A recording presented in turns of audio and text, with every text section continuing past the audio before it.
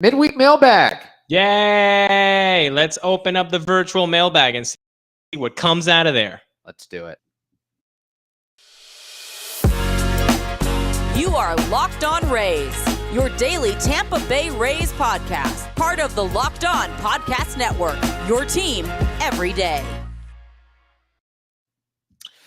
Hello, my name is Kevin Weiss. I'm Ulises Sambrano. And we're the host of the Locked On Rays podcast, part of the Locked On Podcast Network. Thank you for making Locked On Rays your very first listen every day. And remember, Locked On Rays is free and available on all platforms, including YouTube at Locked On Rays. Also, be sure to follow us on Twitter and Instagram at Locked On Rays. And you can email us anytime, lockedonrays@gmail.com. Let's not waste any time. Let's get right into the mailbag episode. We have 3 great questions, and they were emailed in. We prefer that. lockedonrays@gmail.com. Me likey. We likey. As opposed to, the scavenger hunt of, finding a Twitter message, an Instagram message, whatever it may be. Hey, anyway, that's okay. We love them all, but yes, there is a priority line. If you email us or send us a voice memo to lockedonrays@gmail.com, we do very much appreciate that. Anyway, let's get right into it. This question from Mike Rudman. He says, my question is about Brendan McKay. How is the shoulder injury? Will he be back? Is he a bust, or should I be patient? I said this last year. I said if he wasn't part of the rotation in 2023, he was going to be a bust.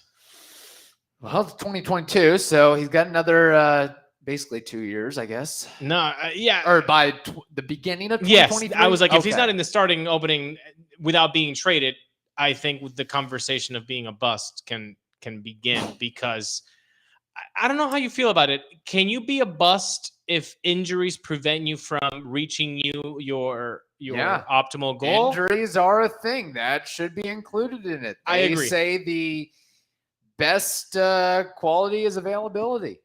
Oftentimes, I agree with the greatest ability is availability. There you go. And Brendan McKay has not been available. No, in fact, he's thrown on the 60-day IL. He didn't even make an appearance in the Grapefruit League.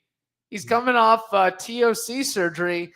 Not looking good for Brendan McKay. No, it's especially with all the hype that he had being drafted number 4 overall and winning the John Olerud Award. Yeah. He was looked at, if there's going to be a two-way player, it's going to be him. He was probably talked about as a two-way guy before Shohei Ohtani was talked about as a two-way guy coming over from Japan. Do you know how many innings he's thrown in the past 2 seasons in the minors?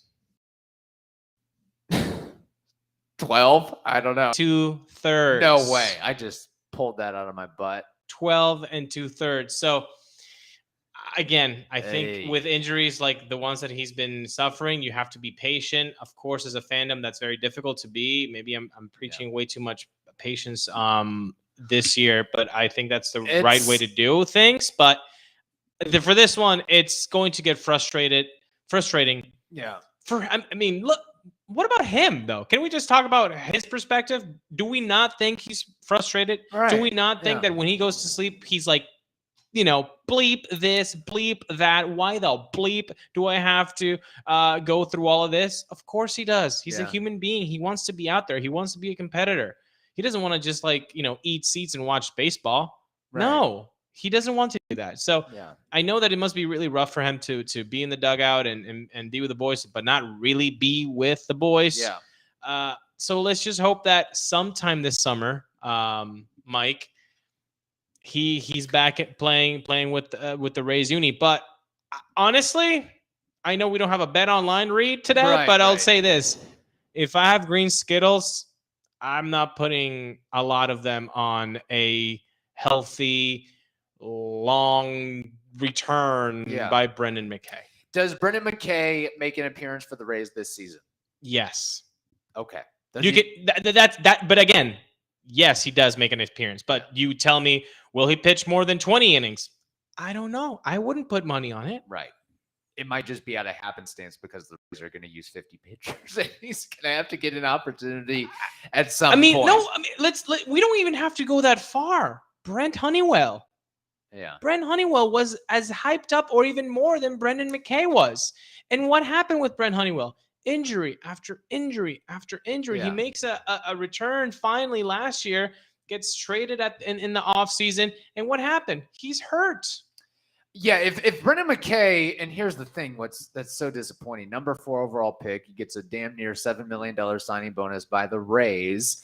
He was probably one of the most talented college baseball players in the last 20 years. Yeah. If you look at what he did pitching wise and with the bat, if he has another throwing setback, I feel like there's got to be a conversation about, let's just try to convert him to a first base DH guy. Let's do the Rick Ankiel thing, because you can't just keep every year there's something that pops up with his arm and shoulder, and it's unfortunate. And also, but it was his best side. It was his best side. Fair, but if he took pitching out of the equation and focused solely on hitting, I feel like he could do some special things. Also, I don't know, man. He was a pretty crappy hitter in the minors. Like, yeah, he was like a 220 it's guy. impossible to be a two-way player unless you're Shohei Ohtani. There's one guy that can do it. But Jay Cronenworth had better numbers as a two-way player than Brendan McKay did. Yeah, but Jay Cronenworth is throwing like 2 innings in the minors. He's not throwing 120 innings. That's the other thing.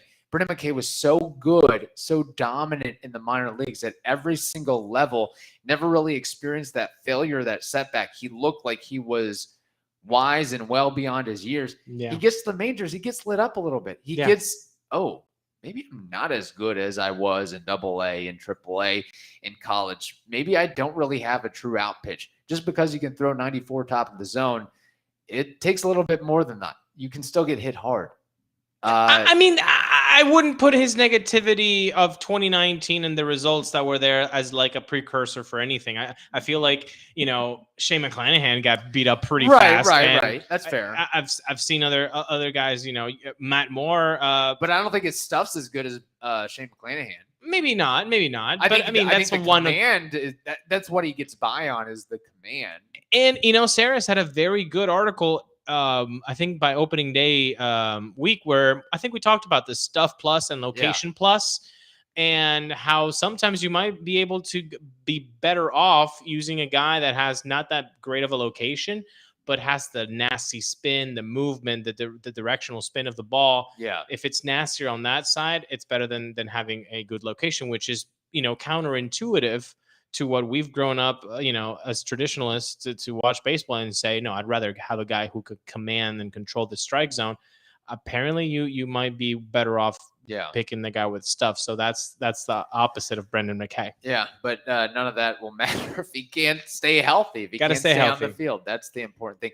Maybe what he needs is some athletic greens. Yes. Maybe that would help him. I mean, it certainly couldn't hurt him because athletic greens is the single best thing that you can do for your body in under 60 seconds. So what is this stuff exactly? Well, with one delicious scoop of athletic greens in a cup of water, you're absorbing 75 high-quality vitamins, minerals, and whole food sourced superfoods. This special blend supports your gut health, nervous system, immune system, energy, all of it. No need for a million different pills and supplements to look out for your health, recovery, focus, and aging.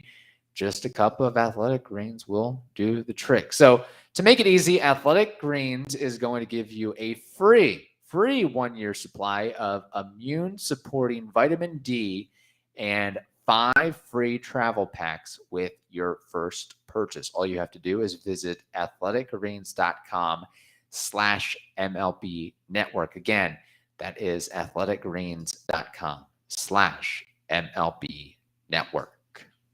All right, let's go into the virtual mailbag. And we have one from Steve Rains, who says, I have never been super high on Ji-Man Choi. His defense is left wanting more, and he is below replacement level versus left-handed pitching.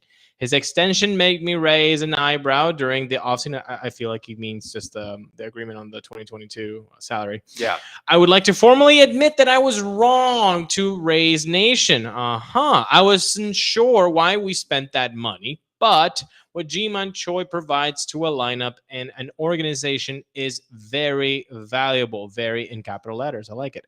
I'm not sure if he's ever been cheated in an at-bat. Number 2 in pitches per at-bat in MLB this season. Good stat. I'd be curious to see his swing percentage on meatballs and his steak percentage on balls.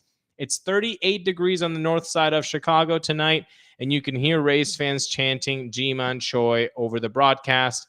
Would love a breakdown on Ji-Man Choi by you guys. Well, Steve, thank you so much for always writing to us. We appreciate it. We really like your emails. Ji-Man Choi. I know I've warmed up to him. I've said I am not going to have any claim on his future with the Rays. He might be a Ray until he's 50. I'm no longer on the other boat. Yeah. What say you, Mr. Weiss, about one Ji-Man Choi? Well, I think what is helping him right now is he seems to be finally healthy after not being healthy in 2021. It was sort of it was like the KK of 2021 where it was, knee, groin, hamstring. I mean, he had knee surgery last year. So it seems like, and again, maybe this is just bias or confirmation bias. I don't know what you want to call it, but it seems like he is, somebody throws a 94, 95 fastball. He's got the quick levers in the hips and the lower body to turn on it. And you're seeing some more flexibility and athleticism in his lower half. And he's just, he's also hitting the ball to all fields. And look, Ji-Man Choi, it's a small sample size. He's off to a hot start. He's probably not going to sustain it for the entire season, but there are some things that are very, very lovable and appreciable about Ji-Man Choi. One is the as Steve Raines mentioned, the ability to work an at bat. He doesn't get cheated. Being able to step in and pinch hit situations. Not many guys can do that. Yeah. And I know that historically he struggled against lefties. He's actually hitting lefties really well so far this season. Yeah. I don't know if the Rays have noticed or seen something with certain lefties he is more favorable towards, but he does seem to be doing damage on sliders and sinkers so far this season, and being able to elevate those pitches and hit them gap to gap. And when he has a hitter's count 1-0, something like that, he's been able to capitalize. And I know that the focus of this question, I guess, is offensively, but you really don't understand the value of what Ji-Man Choi can provide defensively at first base until you see a Jose Martinez at first base. You don't even have to go that far. Ramirez a Harold Ramirez. Yeah. I mean, when the footwork, he knows how to play first base. Yes. I'm glad you talked about this. Last year, Steve, we actually did a Ji-Man Choi player review. And if you want to check that out, you are more than welcome to. Look, last year, his walk rate was the best of his career. So when you work at bats, that helps the lineup see more pitches depending on where you're in the lineup. If you're in the top half, then now you're helping all your teammates behind you look at the guy's stuff. He was great against righties with an 842 OPS. But, this year he's off to a 1027 OPS against righties and at 1,500 OPS against lefties. Against lefties, only 8 at-bats. So, again, it's very early in the season. He barely has 37 at-bats right now. Yeah, again, it's any major leaguer can go on a good 10, 12-game stretch. 37 at-bats. If you are a major leaguer, you're supposed to be hot for at least 37 at-bats, right? So, I am very happy about Ji-Man Choi. I agree with you, Steve. What we're seeing, that patience at the plate, that's tremendous. That I think is honestly one of the things that makes him a fan favorite. His at-bats look like he grinds them. And if you don't like the word grinder, fine. Yeah. He works the at-bats. He's not just there hacking 1, 2, 3 and he's out. It's very rare to see Ji-Man not actually get some surplus pitches from the guy on the mound, and that's very appreciated by the fandom. So I'm very happy about what's going on with him.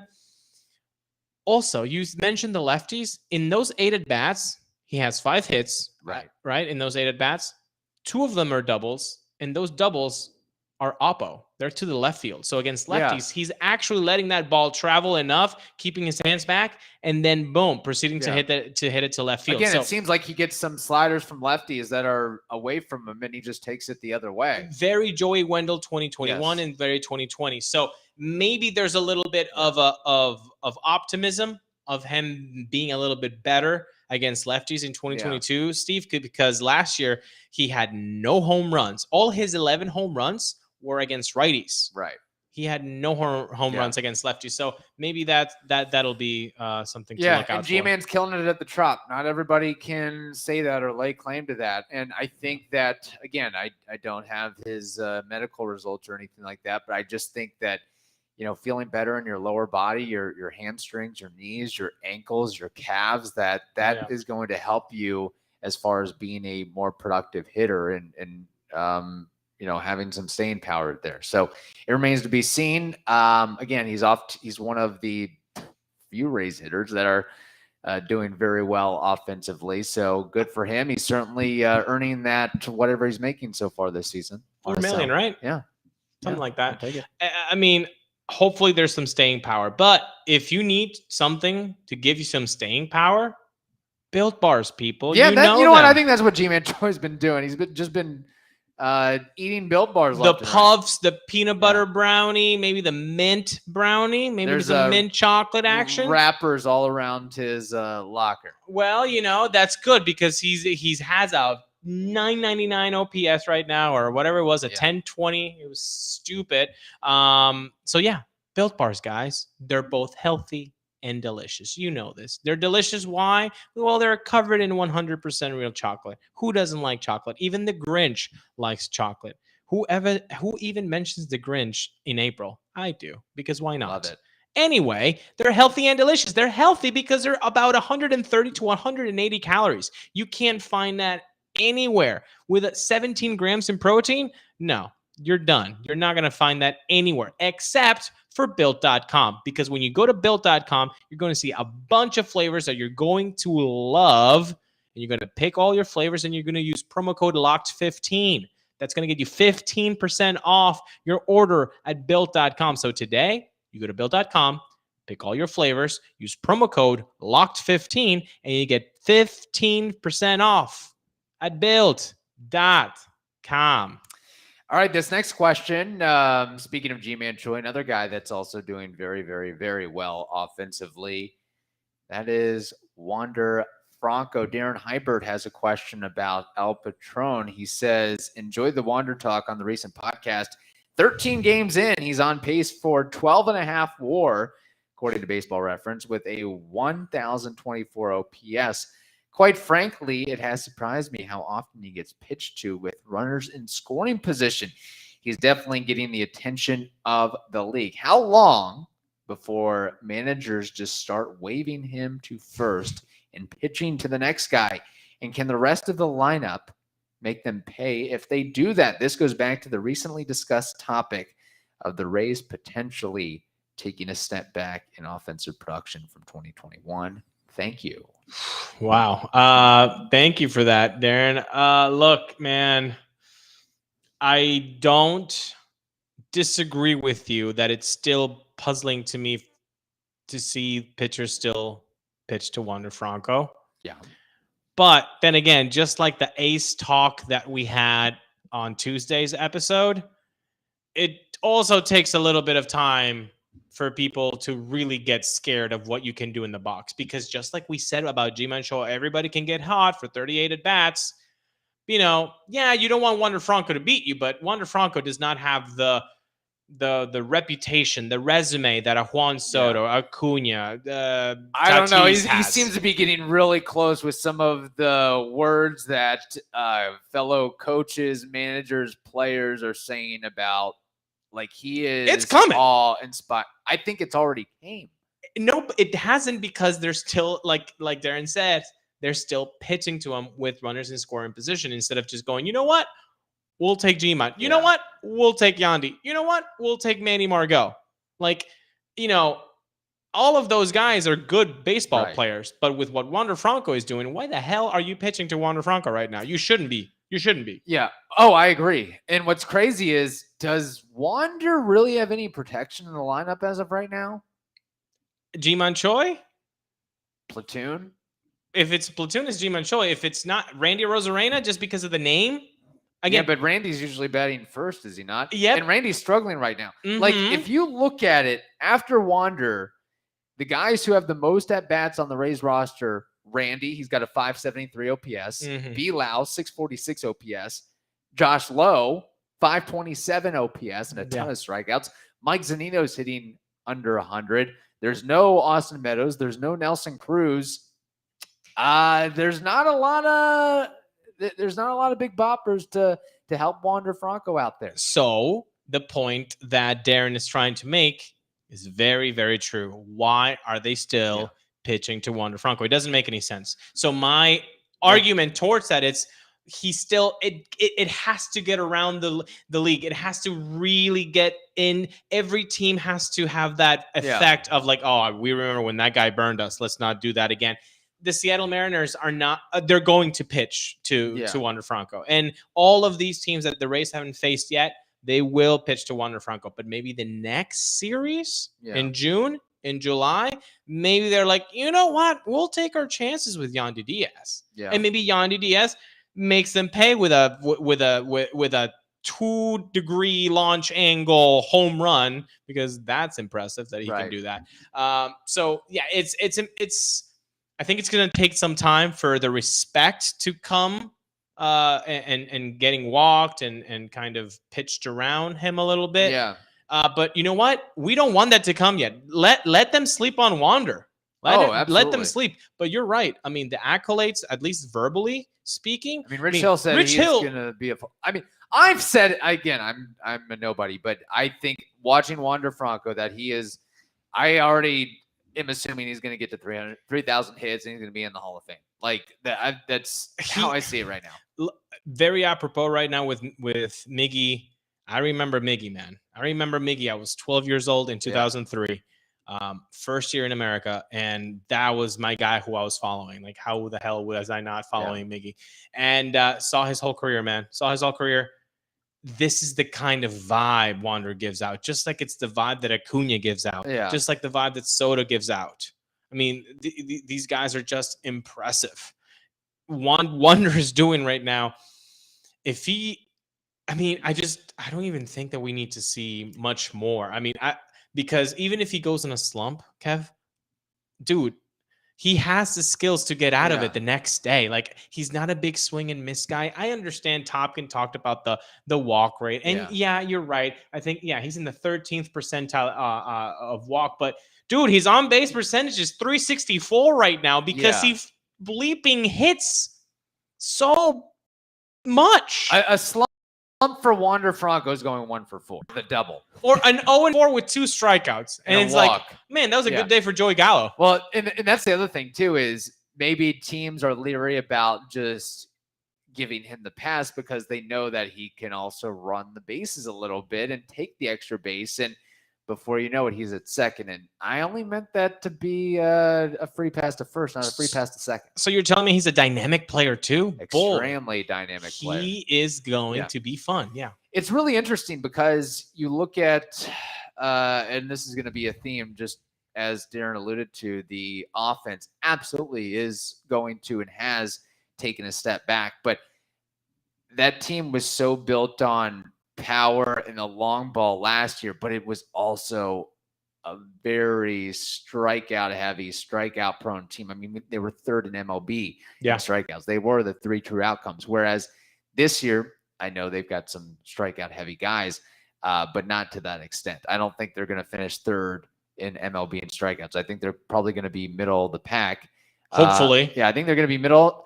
I see them middle of the pack in a lot of categories. But they'll find a way to play to cross some more runs creatively, assuming that Randy Arozarena as long as he's not on the front of the bases or whatever he's doing out there. I think some of that, I hate to go on a tangent here. Yeah. I think some of that is because he is struggling offensively. When he does get on, he really wants to make a show and try to really help the team and prove himself.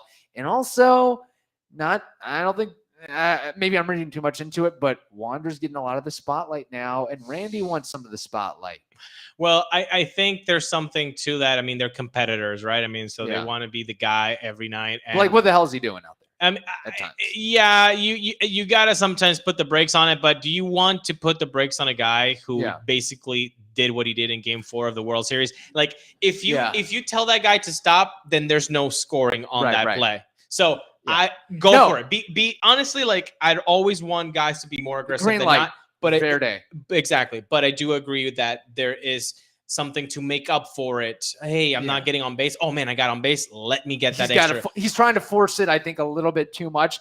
Again, I respect it because we're going to poo-poo it when he's tossed out or thrown out or he makes a mistake. But at the end of the day, what he's doing is he is making opposing teams think about something and put something on their scouting report. Yes. And whether he's successful or unsuccessful, the catcher, the pitcher, the infielders, the outfielders, they all have to think about what Randy may do. He's crazy out there. Yeah. So when you get the ball, some crap. You get the ball in the outfield, you're gonna throw it. Maybe chuck you throw it. Exactly. Chuck and duck, basically.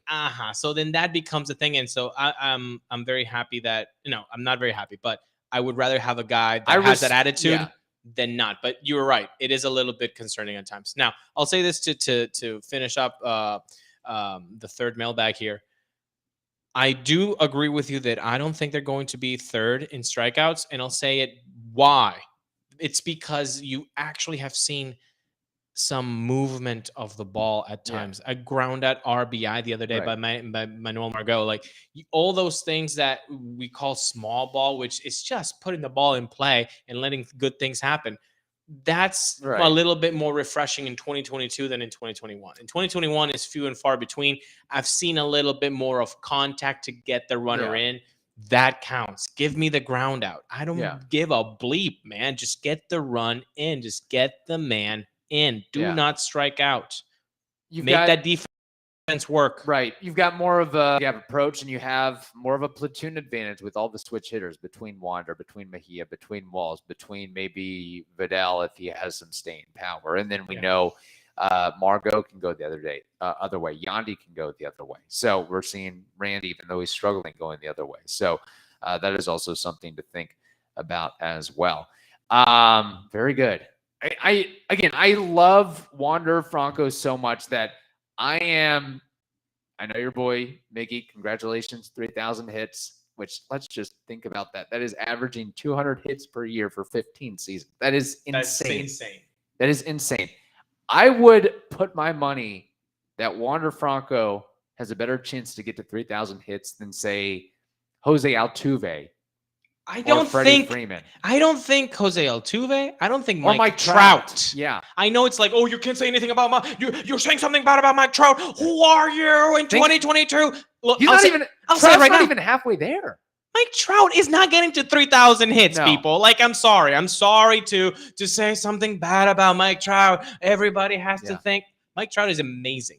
He's one of the best players I've ever seen. He is the best player with a fish as a last name. Tim Salmon, Mike Carp. Mike Trout has 9 at-bats in the playoffs more than you and I. Yeah. I know it's a team sport, but I'm just saying. Yeah, well, Mike Trout is not getting to 3,000 hits. Blame Marty Marino for that one. But there you go. Yeah. No, that's it's crazy. The fact that Mike Trout only has 1,428 hits. No, it's not. The only guys that have a chance at 3,000 are the guys that are like young right now. Vladdy. It's the Wander, Soto, Acuna. That's it. Yeah. It's crazy. It's crazy. Anyway, great questions there. Keep them coming. LockedOnRays@gmail.com. We love those questions. We'll be back tomorrow on Thursday. In the meantime, thank you for making Locked On Rays your very first listen every day. Now make your second listen the Locked On MLB podcast. That is also free and available on all platforms. Hope you all have a wonderful day. Stay safe, and we will talk to you tomorrow.